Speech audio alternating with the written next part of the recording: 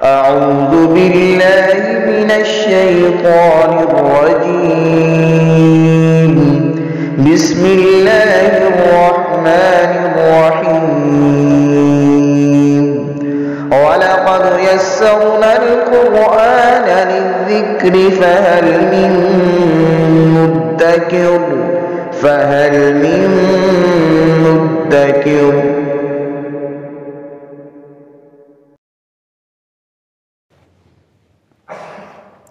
بسم اللہ الرحمن الرحیم.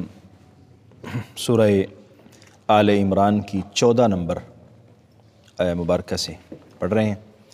اعوذ باللہ من الشیطان الرجیم. بسم اللہ الرحمن الرحیم. زین للناس حب الشہوات من النساء والبنین والقناطیر المقنطرۃ من الذہب والفضة والخیل المسومة والانعام والحرث ذلك متاع الحیاة الدنیا واللہ عنده حسن المآب. اس آیہ مقدسہ میں انسان کی خواہشات کا بیان ہے.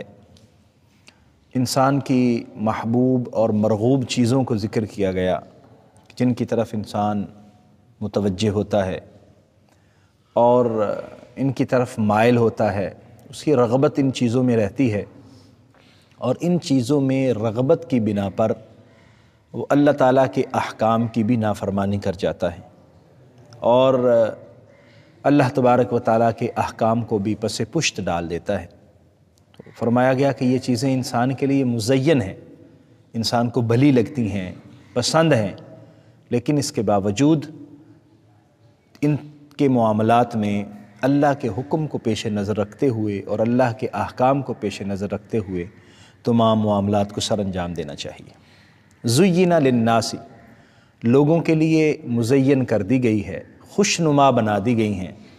حب الشہوات، انسان کی خواہشات کی محبت. شہوات، خواہشات کی محبت انسان کے لیے خوشنما بنا دی گئی ہے. من النساء یعنی عورتیں، والبنین بیٹے، والقناطیر المقنطرہ اور ڈھیر لگے ہوئے، من الذہب والفضة سونے اور چاندی کے ڈھیر، والخیل المسومۃ اور نشان زدہ گھوڑے، والانعام اور جانور چوپائے، والحرث اور کھیتیاں. ذالک متاع الحیات الدنیا، یہ دنیا کی زندگی کا سامان ہے. واللہ عندہ حسن المآب، اور اللہ کی بارگاہ میں بہترین ٹھکانہ موجود ہے. یہ چیزیں انسان کی توجہ کا خصوصی مرکز ہوتی ہیں. انسان کی خواہش ہے کہ وہ اس کے جو اہل خانہ ہوں، اس کی بیوی ہو، وہ اچھے خاندان سے، مال و دولت والی، اچھی شکل و صورت والی ہو. اللہ تعالیٰ اس کو اچھے گھر کے ساتھ منسلک کرے. پھر اس کی اولاد، اور اولاد میں خاص طور پر بیٹوں کی زیادہ چاہت اور خواہش ہوتی ہے، اس کے بیٹے ہوں زیادہ سے زیادہ تاکہ اس کے دست بازو بنے. اور سونے اور چاندی پھر اس کے بعد، یعنی وہ بنیادی چیزیں پہلے ذکر کی. پھر انسان کو ایک خوش حال فیملی کے طور پر زندگی گزارنے کے لیے جن چیزوں کی ضرورت ہے پھر وہ دوسرے نمبر پر ذکر کی. یعنی سونا اور چاندی. اس وقت سونا اور چاندی ہی زیادہ مال تھا، اور آج بھی سونا ایک اہم حیثیت رکھتا ہے. اور گھوڑے، نشان زدہ گھوڑے، آپ آج کے دور میں اس کو بہترین گاڑی کے ساتھ بیان کر سکتے ہیں. ایک اچھی گاڑی ہو اور اس کے علاوہ اس کے ساتھ ساتھ اس کے چوپائے ہوں، جانور ہوں، اور ساتھ زمین جائیداد ہو. یہ ساری چیزیں انسان کے لیے مزین ہیں. تو بتایا یہ گیا ہے کہ انسان کو مرغوب ہیں، محبوب ہیں، اور بالکل ان چیزوں سے منع بھی نہیں کیا گیا کہ نہیں ان چیزوں سے بالکل تم نے تعلق قائم نہیں کرنا. ساتھ یہ بتا دیا گیا کہ یہ دنیا کی زندگی ہے اور اصل ٹھکانہ اللہ کی بارگاہ میں ہے.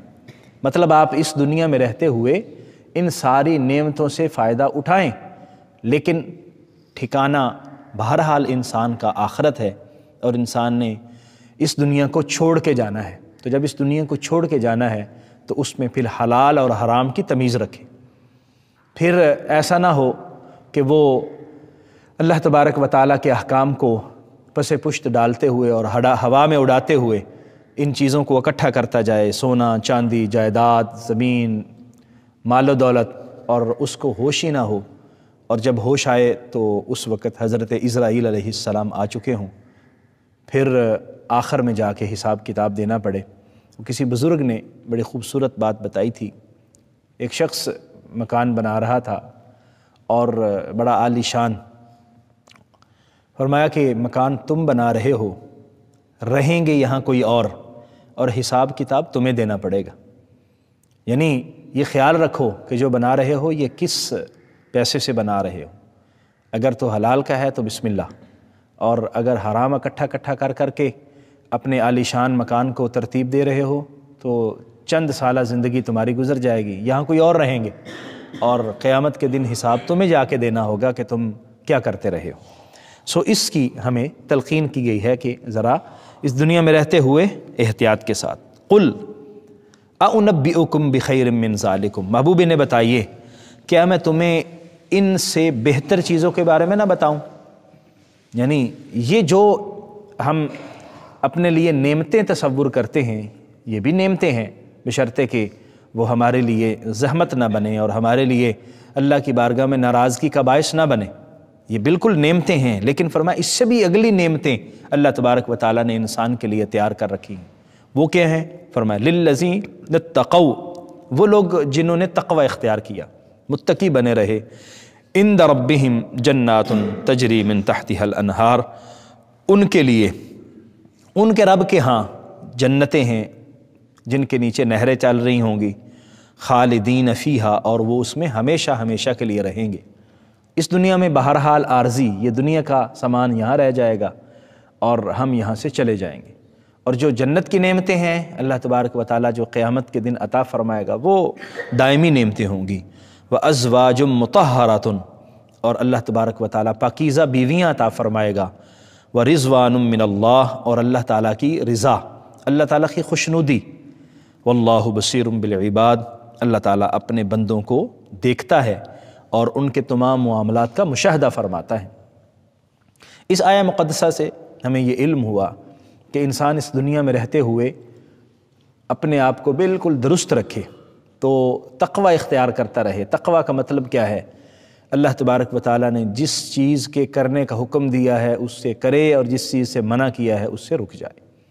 اللہ تبارک و تعالیٰ کے منع کردہ امور میں کبھی بھی آگے نہ بڑھے اور اس سے اپنی زندگی کو بچائے، احتیاط کرے.